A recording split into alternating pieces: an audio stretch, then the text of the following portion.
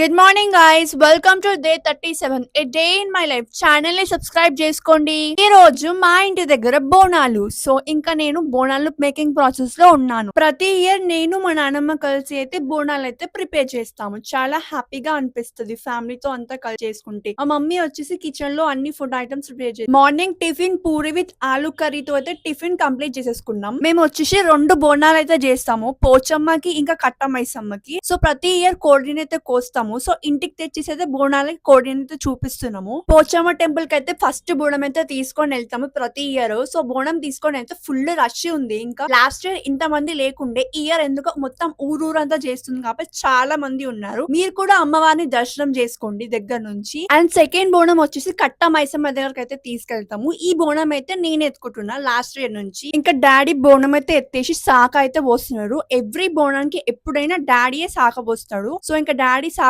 పోసి ఇద్దరు కాళ్ళు అయితే మొక్కుతున్నాడు. సో ఇంకా బోనం అయితే ఎత్తుకొని స్టార్ట్ అయితే అయిపోయినాం గుడికి. ఇక్కడ నుంచి గుడికి నాకు తెలిసి ఒక 3 కిలోమీటర్స్ ఉంటది. సో ఇక్కడ ఒక 2-3 గల్లీస్ అయితే ఎక్కుంటాం. ఆ తర్వాత కార్ లో పెట్టేసుకొని అయితే వెళ్ళిపోతాం టెంపుల్. ఇంకా టెంపుల్ కి వెళ్ళగానే ఫుల్ రష్ అవుతుండే, కాళ్ళు పెట్టడానికి జాగా కూడా లేకుంటే ఇంకా మమ్మీ తీసుకొని బోనం అయితే ఎక్కించింది. సో అంత మంది ఉన్నారు, చూస్తున్నాం కదా మీరు వీడియోలో, అసలు మామూలుగా లేదు. ఇంకొక చాలా జారుతుంది, బండలు చాలా హైట్ లో ఉన్నాయి.